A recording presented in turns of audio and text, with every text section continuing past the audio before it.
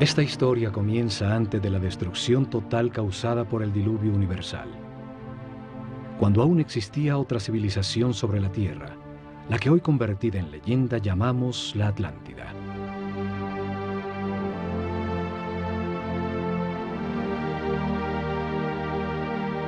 Tenían una sabiduría producto de la evolución de la conciencia del hombre durante miles de años, de las verdades comprendidas sobre el funcionamiento del universo y del proceso que llamamos vida.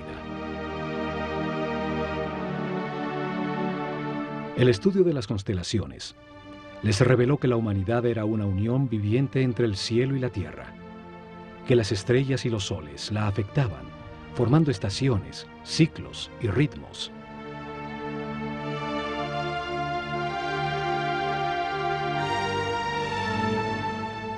Sabios sacerdotes de la Escuela de Conocimiento de Naakal, en la Atlántida, descubrieron que el planeta estaba en los momentos finales de uno de estos ciclos.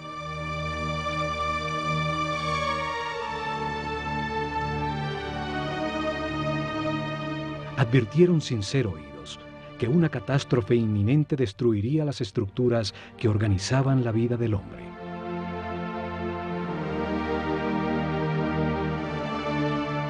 Sin apoyo del grueso de la población, construyeron unos pocos barcos cerrados por todos los lados y los protegieron con campos electromagnéticos de fuerzas que podían penetrar y disolver la materia. Dirigidos por el sumo sacerdote Chiquitet Arelish Bomalites, subieron a bordo con sus familias, unos pocos instrumentos, algunos animales domésticos, y hacia el este se alejaron de la Atlántida. El planeta se estremeció. Los cielos se derritieron y las aguas arrasaron los continentes, borrando casi todo rastro de su civilización.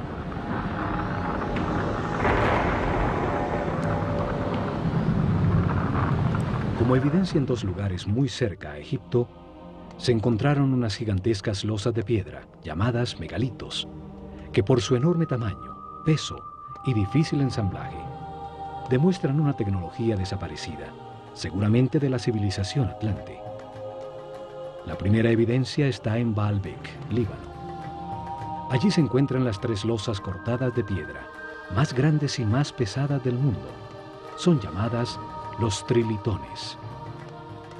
Cada gigantesca losa pesa 1.200 toneladas, mide 25 metros de largo, 8 metros de ancho y 5 metros de alto. Hoy, el peso más grande que se puede levantar con una grúa, el transportador espacial Discovery, solo pesa 150 toneladas, una décima parte del peso de los trilitones. Hoy no existe la tecnología para levantarlas, y mucho menos para colocarlas con tan extrema precisión. Fueron movidas a su lugar desde 3 kilómetros de distancia donde fueron talladas, y donde aún se encuentra una losa de igual tamaño que nunca fue utilizada por los constructores originales. La misteriosa plataforma, por su enorme tamaño, se convirtió en un sitio sagrado para las culturas que después del diluvio se asentaron en la zona. Asirios, persas, griegos y por último romanos construyeron sus templos más importantes sobre la plataforma. La segunda evidencia está en Jerusalén, la ciudad sagrada para 3 religiones. Allí existen otros de estos megalitos, unas gigantescas losas de piedra, cada una con un peso mayor a 800 toneladas. Por su enorme e inexplicable tamaño, también se convirtieron en sitio sagrado alrededor de los cuales creció Jerusalén. Forman parte de la enorme plataforma que sostuvo al templo de los judíos y que hoy soporta la mezquita de El Aqsa y el Domo de la Roca.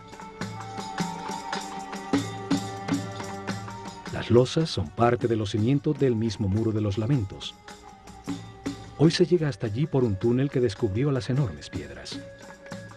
Los megalitos de Baalbek y Jerusalén formaban parte de construcciones desaparecidas por el cataclismo universal. Lograron permanecer en el sitio por ser tan masivas. Este cataclismo destruyó la civilización atlante.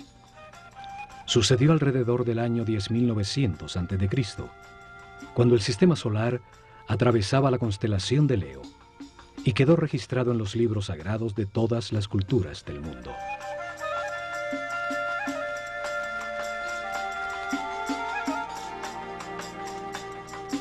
Cuando el equilibrio se recuperó, los sacerdotes sobrevivientes al cataclismo desembarcaron en el centro de la superficie terrestre, en el sitio donde sabían que confluyen las fuerzas telúricas del planeta.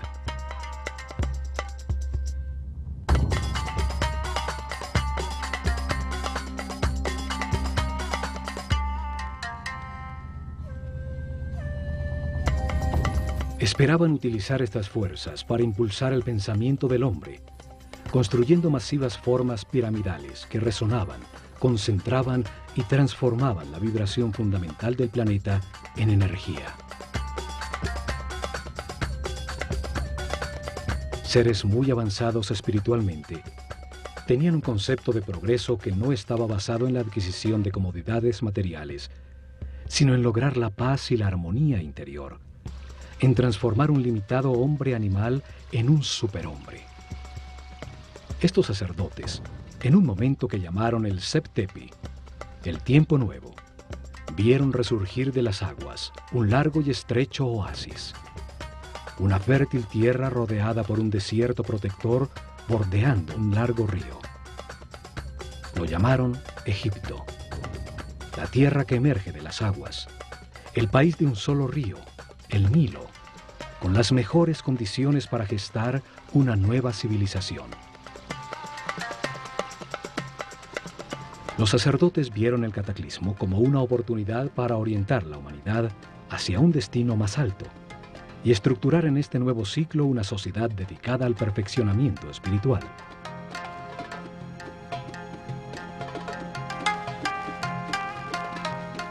La Esfinge demuestra los enormes ciclos de tiempo que consideraban en sus planes.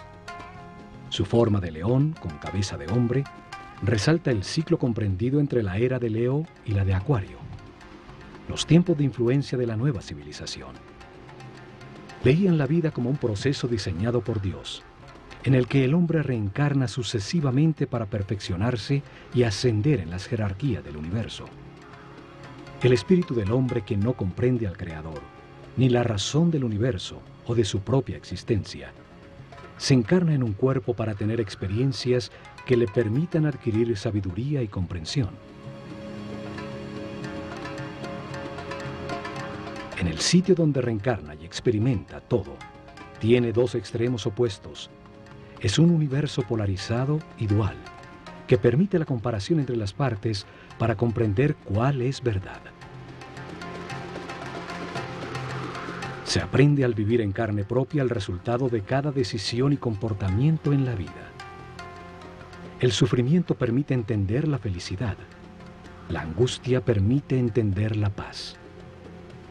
A lo largo de muchas vidas, de comparar los dos extremos se comprende que lo único verdadero está en el centro, en la neutralidad del amor. A través de la reencarnación, el hombre comprende poco a poco. Se transforma en un ser respetuoso de todo lo que existe. Comprende que todo tiene su función. Acepta que todas las circunstancias, aún las más difíciles, son perfectas, pues son lecciones para el perfeccionamiento espiritual. Vida tras vida, el hombre va ascendiendo de nivel, tiene más información, permanece en paz y armonía, maneja más energía vital, se transforma en un ser tolerante y respetuoso que accede a mayores poderes. Comprende que en el universo dual, en las circunstancias contradictorias, lo único que no tiene polaridad es el amor. El amor es neutro, como Dios. Con el zodíaco de Denderá, enseñaron que este proceso de aprendizaje toma a cada espíritu un ciclo cósmico, 12 eras zodiacales.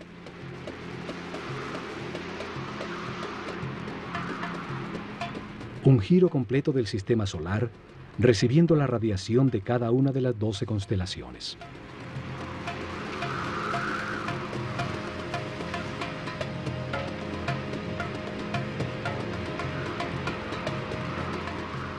Durante estos 25.920 años, reencarna 700 veces en distintos cuerpos, lugares, tiempos, circunstancias, condiciones y personalidades.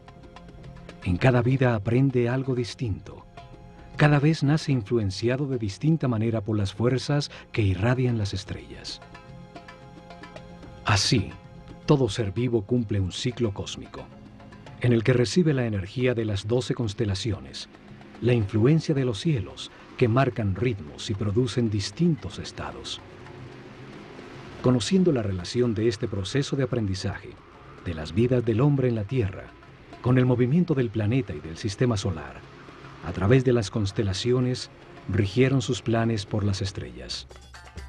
Estructuraron un método para revelar información sobre Dios, el universo y el proceso de perfeccionamiento durante miles de años. Una forma para mostrar al hombre qué es la vida y para qué existe. Establecieron unas fases para revelar información sobre Dios a su pueblo. Unas etapas que cambiarían con las eras zodiacales en la bóveda celeste.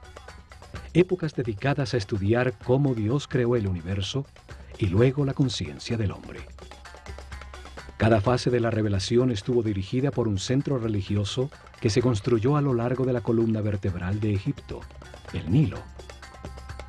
Actuaron como los chakras o centros de transformación y distribución de energía e información al cuerpo del país.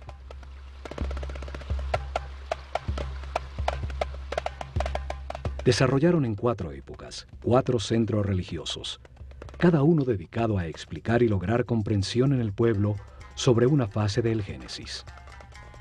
Cada uno dedicado a un momento distinto del único Dios, con nombres y formas simbólicas distintas.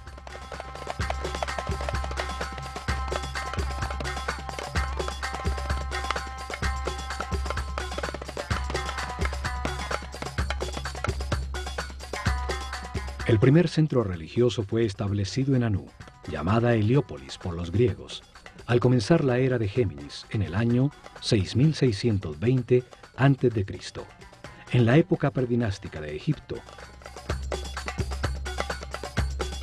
Una era dedicada a la simetría en el arte y en la arquitectura. Fue dedicado a revelar información sobre las características, cualidades y significado de un Dios absoluto, el único Dios, la causa original, el todo, al que llamaron Atum-Ra, la unidad homogénea, estática, antes de manifestar el universo. El segundo centro religioso fue establecido en Memphis, al comenzar la era de Tauro, en el año 4460 a.C. Fue dedicado a revelar información de otro momento de Dios, cuando manifiesta al universo, los planetas y los soles, cuando activa su voluntad, su energía divina y crea la materia. Llamaron Ptah a esta característica creadora de Dios. Durante esta época se nota la influencia de Mentú, el toro que representa la era de Tauro, en todo Egipto, aún en los nombres de los faraones. El tercer centro religioso fue creado en Hermópolis, dedicado a Tot. Así llamaron al único Dios, cuando multiplica la creación sobre la tierra con la diversidad de la naturaleza, las plantas y los animales. El cuarto centro religioso fue establecido en Tebas con la llegada de la época de Aries, el Ram, en el año 2300 a.C. Fue dedicado a revelar información sobre las características, cualidades y significado de Dios cuando crea a su imagen y semejanza la conciencia del hombre. Lo llamaron Amón-Ra. En esa época se da el momento culminante de la civilización. Se construyen cientos de templos donde las figuras de carneros predominan y los faraones incorporan Amón y Ram a su nombre.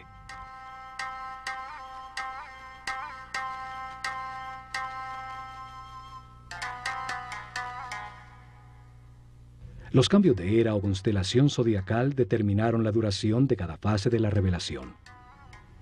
El pueblo comprendió poco a poco que existe un solo Dios, que por sus características y momentos distintos en que crea el universo y al hombre, tiene nombres distintos.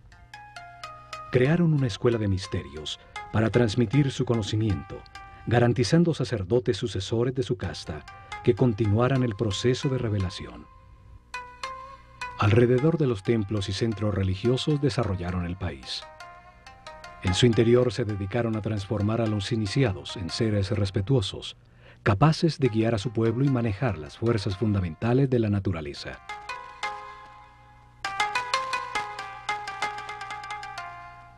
Escogieron sus discípulos entre todos los niños de Egipto por el nivel de conciencia y de sensibilidad que demostraban, dándoles la posibilidad de dedicarse a una vida de sacerdocio.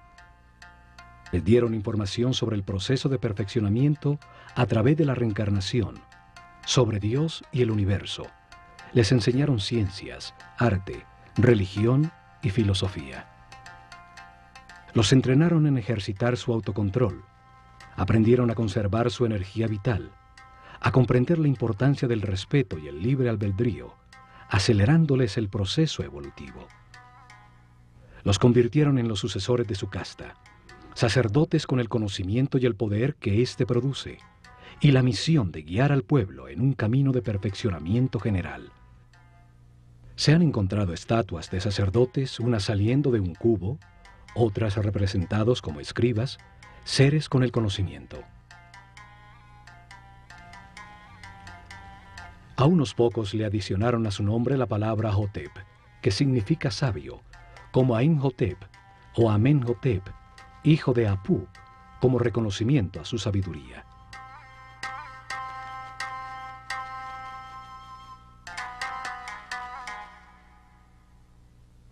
Es en los templos donde concentraron el conocimiento, el poder, la riqueza material y espiritual.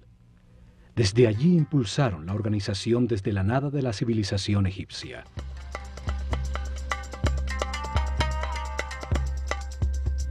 Utilizaron el ojo de Horus como símbolo de esta cerrada organización de sacerdotes, que dirigió los destinos de Egipto por miles de años, desde las sombras detrás del faraón.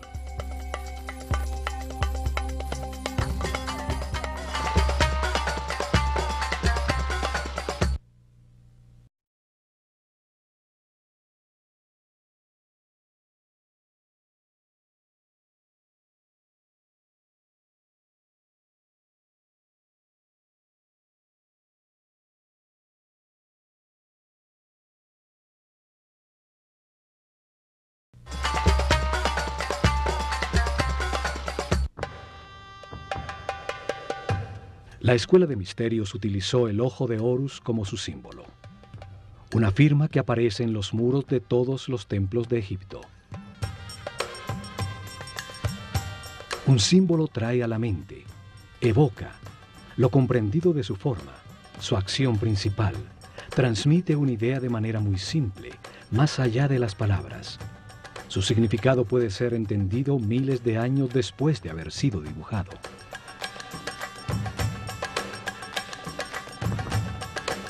Los ojos son el sentido del sol, el origen de la vida. Actúan percibiendo su luz y las vibraciones de color. Transmiten a la mente la intensidad y la fuerza del fuego. Los ojos son las terminaciones nerviosas que perciben la voluntad divina, la intensidad de la luz, la fuerza de Dios que los egipcios llamaban Fi. La fuerza que condensa el espíritu en la materia, dando lugar al universo, el sitio de experimentación de la conciencia. Son los únicos nervios que salen a la superficie del cuerpo y que podemos observar en su funcionamiento vital. Florecen dentro de esferas llenas de un líquido blanco cristalino.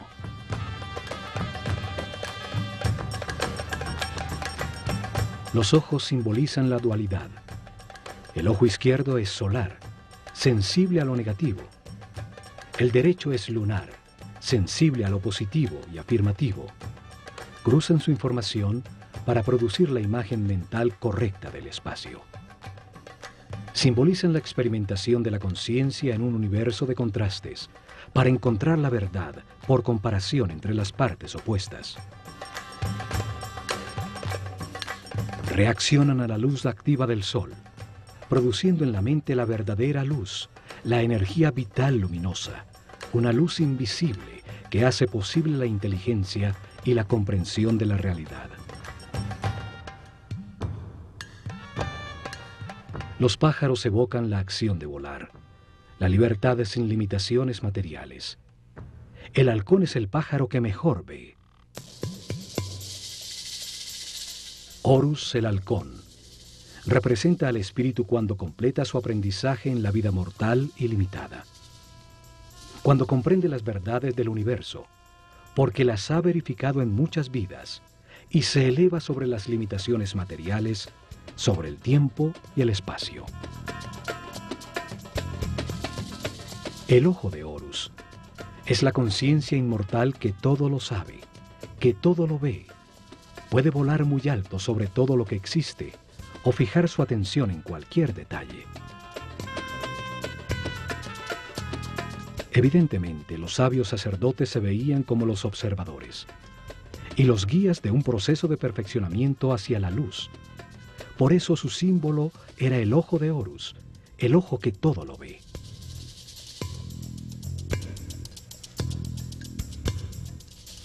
Desde los templos, los sacerdotes del ojo de Horus guiaron en paz y armonía el perfeccionamiento espiritual del pueblo, revelando información sobre Dios, el universo y el proceso que sufre la conciencia del hombre.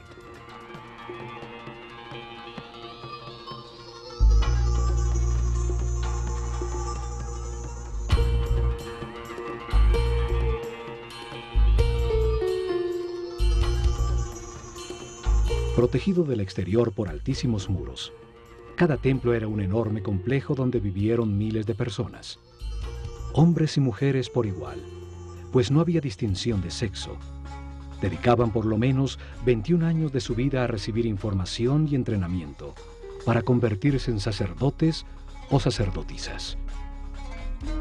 El proceso de aprendizaje se realizó en distintos templos, donde permanecían por largos periodos mientras recibían la información que contenían, el entrenamiento correspondiente a ese nivel y las pruebas de autocontrol para avanzar al siguiente nivel en otro de los templos sobre el Nilo.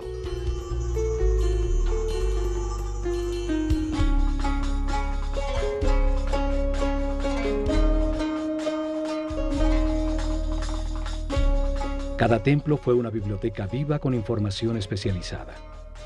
Cada uno tenía una lección distinta sobre el universo o la razón de la existencia.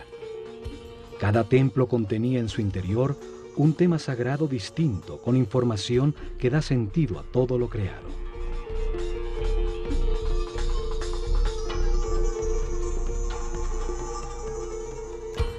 El nivel básico se realizaba durante los primeros 7 años, cuando recibían información general sobre el universo y entrenamiento para manejar los centros energéticos más bajos del cuerpo.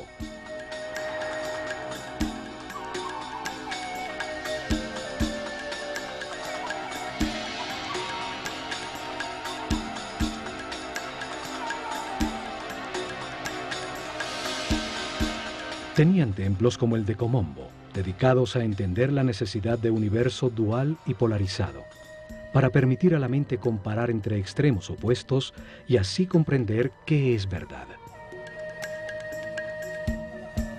En su interior aprendieron a controlar el miedo a perder, a entender que se tiene lo que corresponde en cada vida, para vivir las experiencias de aprendizaje que se necesitan. Tenían instalaciones para despertar el miedo a la muerte, aprender a controlarlo y entender que la muerte es solo un paso a otra experiencia de aprendizaje. En túneles con agua y cocodrilos, grandes alturas, sitios cerrados con serpientes, los iniciados probaban su determinación. Allí recibieron información para superar el miedo a ser abandonado, los instintos de agresión y defensa, a entender la existencia de programas mentales inconscientes que generan reacciones automáticas para poder controlarlos. En el templo de Luxor, en Tebas, se transmitieron los conocimientos que tenían sobre el funcionamiento del cuerpo y entrenamiento para lograr que la conciencia no se identificara con él.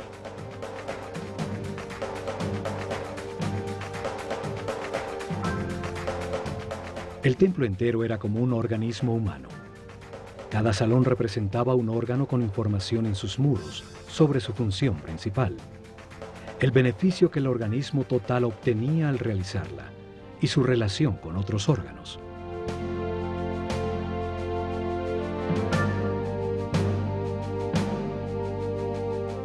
En su interior realizaron ejercicios de concentración y de movimiento, guiando su mente a cada órgano, hasta que hicieron consciente el cuerpo entero y lo manejaron a voluntad como un excelente instrumento.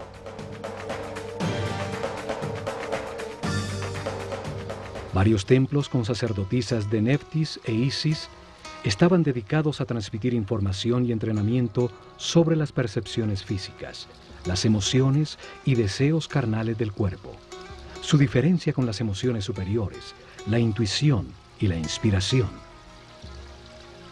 Aprendieron a transmutar las pasiones y las sensaciones del cuerpo con el poder del espíritu, a elevar su conciencia y su vibración vital, a solicitar y canalizar la energía e inspiración de espíritus en planos más evolucionados para despertar su creatividad.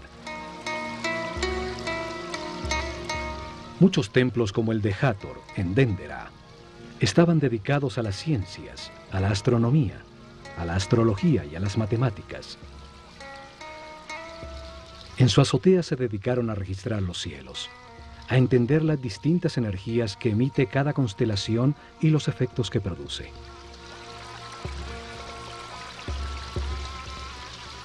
Siguieron día a día los designios de las estrellas, controlando la duración del año solar, la fecha exacta del desbordamiento del Nilo, el momento en que la Tierra cambió de la era de Tauro a la de Aries, los ciclos que afectan el proceso de evolución.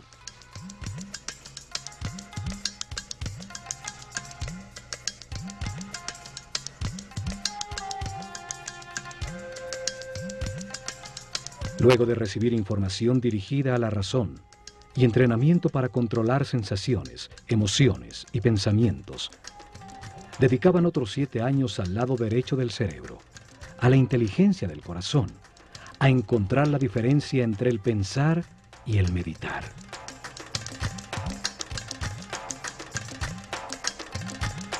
El templo de Karnak, el más grande de Egipto, estaba dedicado a la conciencia, a analizar las fuerzas que la moldean, a entender el proceso de evolución y a acelerarlo utilizando la concentración en conceptos, palabras, sensaciones, puntos exactos o movimientos.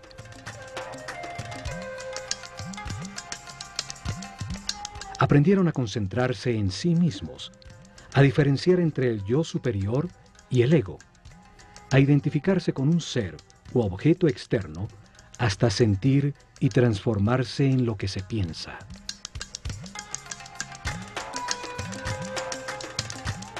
Realizaron ejercicios de telepatía en cercanía física, luego a distancia en un momento determinado del día, hasta aprender a comunicarse mentalmente en cualquier momento.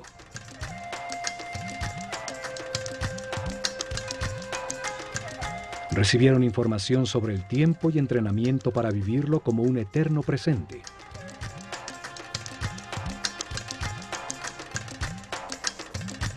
Entendieron que pensar es comparar para conocer, y que cuando todo se sabe ya no se piensa ni se compara. Aprendieron a cambiar de estado o nivel vibratorio, a manejar las circunstancias externas, logrando el equilibrio emocional como una decisión mental interna.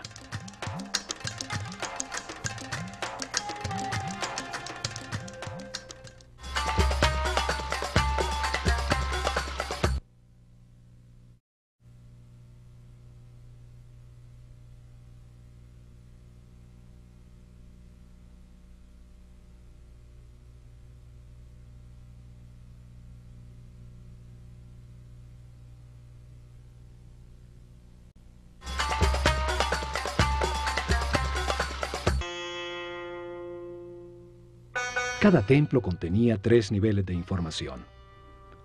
Era una manera para revelar información simultáneamente a hombres con distintos niveles o estados evolutivos.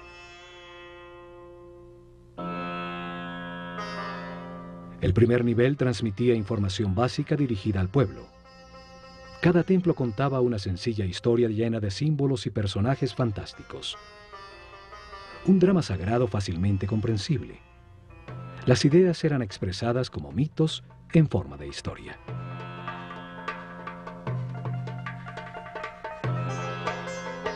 El mito, la historia fantástica, fue utilizada como un método para revelar al hombre un mundo que solo entiende imperfectamente. Los mitos cobran vida con solo creer en ellos.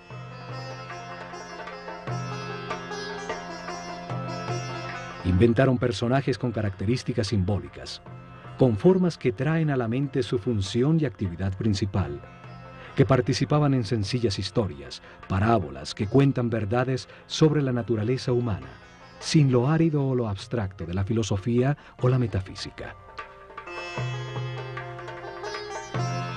El pueblo recibió información sobre cada tema sagrado al escuchar la historia central de cada templo, al conocer las debilidades y fortalezas de cada personaje, las circunstancias que atraviesa y la manera como se resuelven.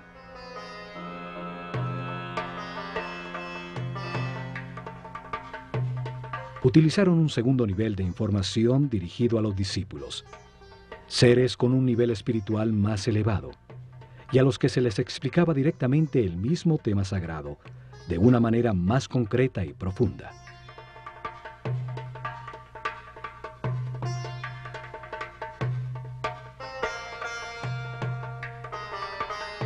Para ello utilizaron las escenas descriptivas del mito, talladas en los muros del templo.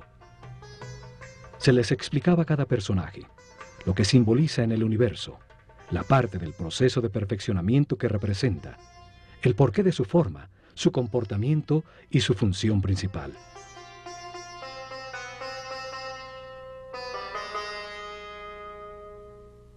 La sabiduría de los sacerdotes de El Ojo de Horus es evidente en la historia que cuenta cada templo, en las formas que utilizaron como símbolos.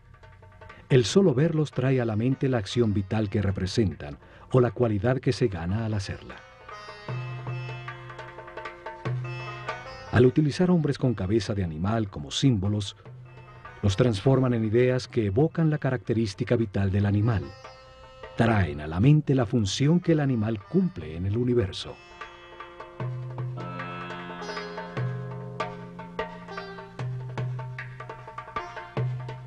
Un hombre con cabeza de chacal adquiere sus características, su instinto de orientación en el desierto. Siguiendo sus huellas, siempre se llega a tierra cultivada. Es entonces un excelente guía. Cada símbolo evoca una comprensión. La forma simple de un pájaro evoca en la mente el vuelo, la libertad. Un disco solar sobre la cabeza de un hombre habla de su claridad, de la sabiduría que irradia, de la información que tiene, del nivel de su conciencia.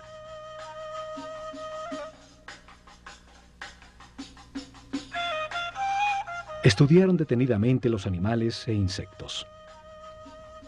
Así recolectaron un profundo conocimiento sobre su vida, sobre su actividad principal, sobre sus características vitales, los hábitos que desarrollaba para lograrlo, su dieta alimenticia, la duración de su gestación, sus hábitos sexuales, el sentido principal de su existencia.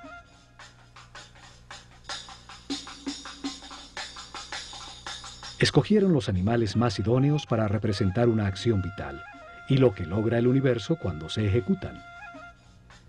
El proceso del gusano que se arrastra y teje para luego transformarse en mariposa.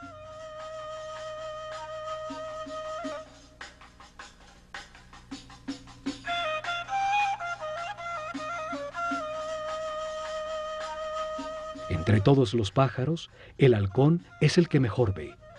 Tiene un cerebro óptico, con la vista más perfecta y desarrollada. Por eso es escogido como símbolo para representar esa función vital, el sentido de la vista. Una figura humana con cabeza de halcón es un ser que todo lo ve, que domina el panorama, viendo perfectamente cada uno de los detalles en los que enfoca su atención.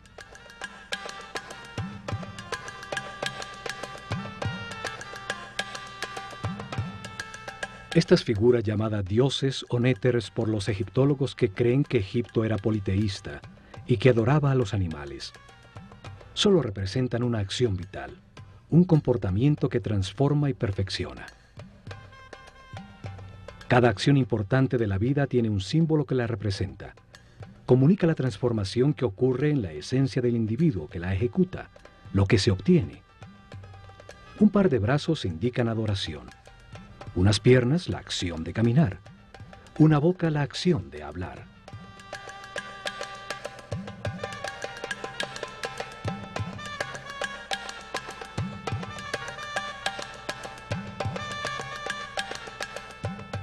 Y por último, en un tercer nivel de información, cada templo guardó un código secreto embebido en el símbolo mismo, solo conocido por los altos sacerdotes y maestros, con información sobre fuerzas y energías fundamentales, cómo controlarlas y utilizarlas para prestar servicio a su pueblo.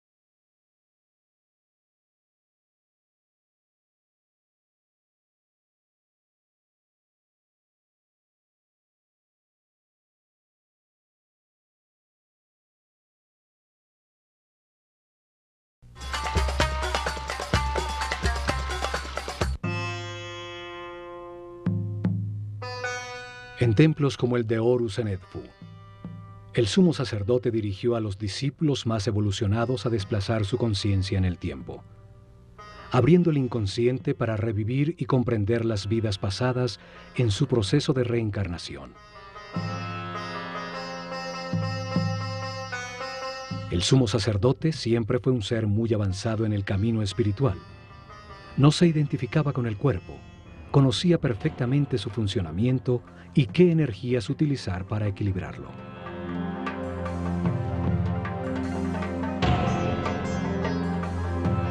Controlaba desde su centro nervioso en la corona el más alto nivel de energía vital. Permanecía en un eterno presente irradiando amor, guiando y sirviendo con su divino poder.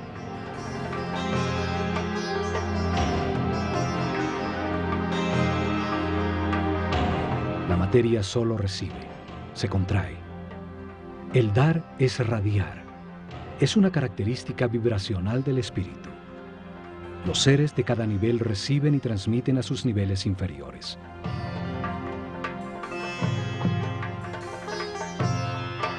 En sus salones entendieron que la realidad está compuesta de 7 niveles de energía vibracional, 7 corrientes energéticas con 7 distintos niveles de poder o fuerza.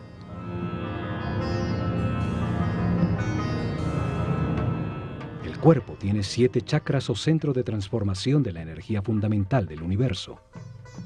Cada ser humano en su vida presente utiliza uno de esos 7 centros dependiendo del nivel de evolución de su conciencia.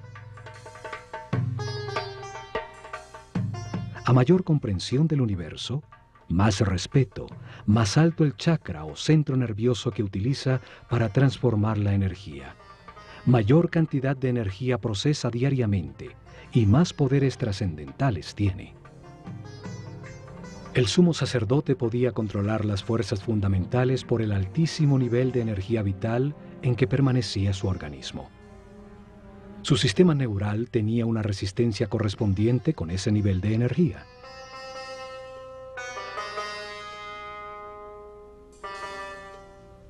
Así, en todos los templos de Egipto, los iniciados recibieron información y entrenamiento. Aumentaron paulatinamente su nivel de energía vital y de manera correspondiente el nivel de resistencia de los nervios de su cuerpo.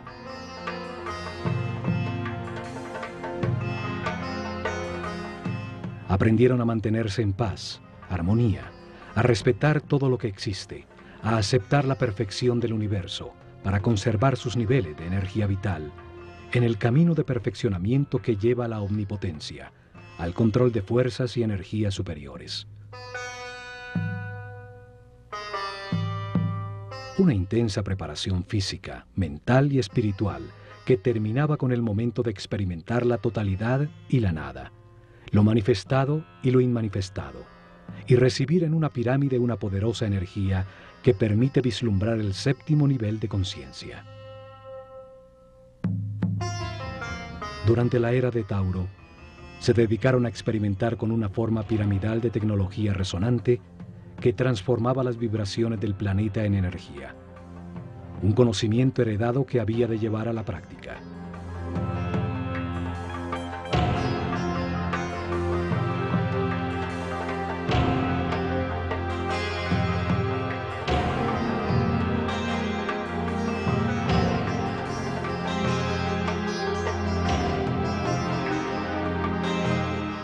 Colocaron masivas formas piramidales que pesaban millones de toneladas en puntos neurálgicos sobre la malla electromagnética del planeta. La masa piramidal, que contenía millones de partículas de cuarzo, vibraba con la Tierra, produciendo energía por la fricción de sus moléculas, en un fenómeno que hoy llamamos piezoeléctrico. Construyeron muchas pirámides, hasta llegar al modelo que funcionaba perfectamente en la pirámide de Keops. En sus corredores, galerías y cámaras, transformaron esa energía en sonido, haciendo vibrar en niveles cada vez más altos el iniciado física, mental y espiritualmente preparado. Esta fuerza impulsaba la mente del hombre a percibir otras dimensiones, logrando estados especiales de conciencia. Con esta ayuda externa, los iniciados vislumbraban el séptimo nivel de conciencia. Regresaban recordando el éxtasis obtenido, las verdades verificadas, para transmitirlas a sus compañeros con sus palabras y acciones. En sus meditaciones posteriores obtendrían nuevamente ese estado de unidad sin movimiento, hasta que se consolide esta situación definitivamente y se encuentren de manera permanente en estado de Dios-hombre, siempre radiando energía positiva de amor.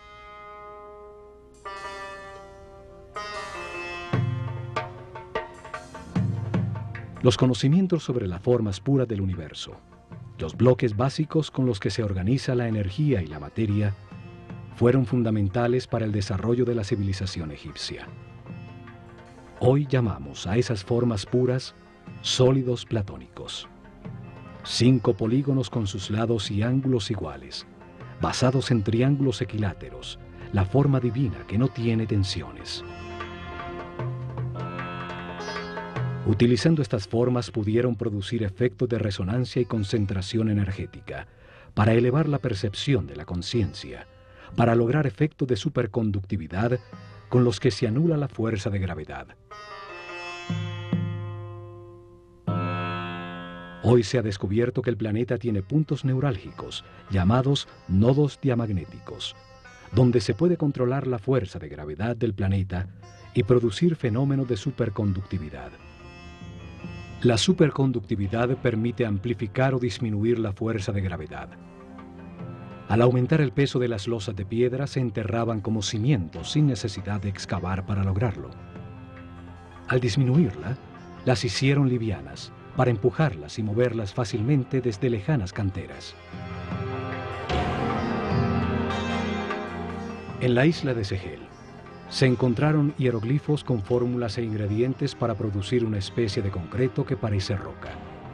Científicos franceses lo han descifrado parcialmente. Sus experimentos confirman que se trata de geopolímeros que al solidificarse producen un tipo de piedra. Esto explica la facilidad para hacer juntas tan exactas entre las piedras de sus templos, logrando utilizar los bloques ya fundidos como formaleta de los nuevos.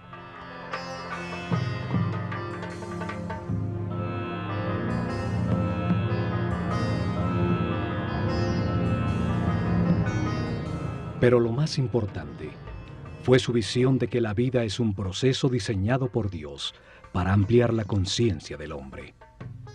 Que el espíritu del hombre se encarna repetidamente en un cuerpo para comprender la armonía por los resultados de sus decisiones.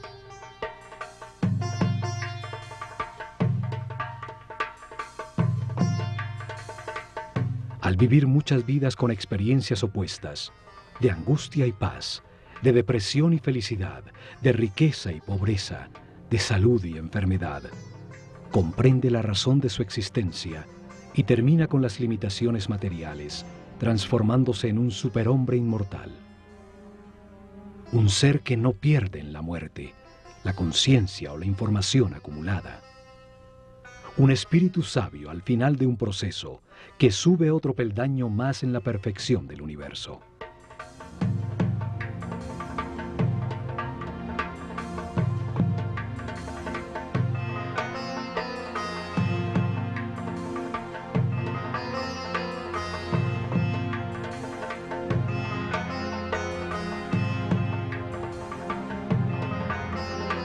El hombre reencarna muchas veces.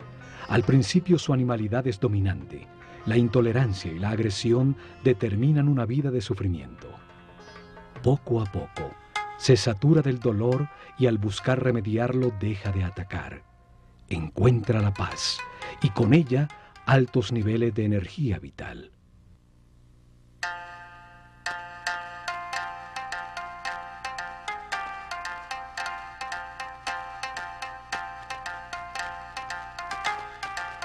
Con la información del proceso de perfeccionamiento y de las leyes que lo regulan, los egipcios mejoraron su vida. Aceptaron los momentos difíciles como parte de su camino de aprendizaje, logrando permanecer en paz y armonía.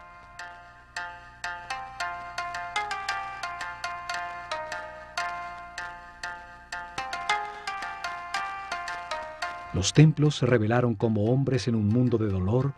Podían transformarse en seres sin limitaciones físicas, con conocimientos para transmutar la materia y trasladarse libremente en el tiempo y en el espacio. En medio de las contradicciones de cada vida se aprende algo y se renace un poco más sabio. En la polaridad entre la luz y la oscuridad, entre el miedo y el amor, se aprende a encontrar la paz y la armonía, a mantener la energía vital.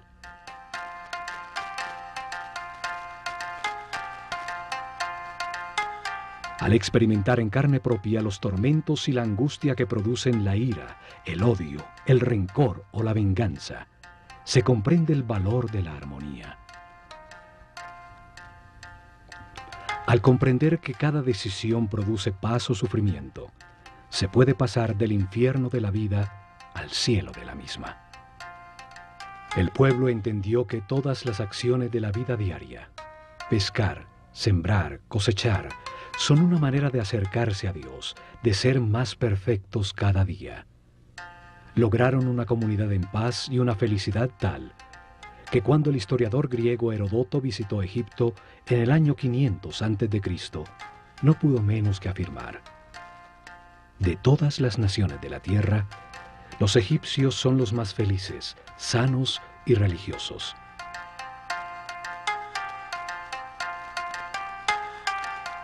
Sin embargo, no tenían una palabra en su idioma que significara religión. No veían ninguna diferencia entre lo sacro y lo mundano. Se veían como los encargados de comprender que Dios, el universo y el hombre forman una unidad manifestada por amor.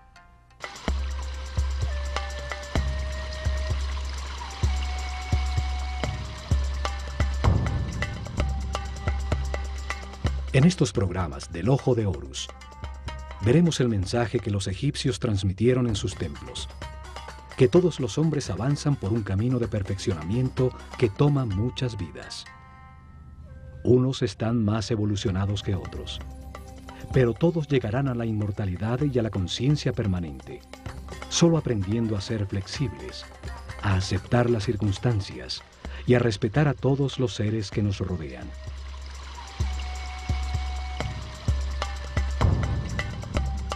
El camino puede ser de sufrimiento o de paz y armonía. Depende que se valore lo que se tiene y se agradezca la oportunidad de estar vivos para tomar conciencia que fuimos creados por amor.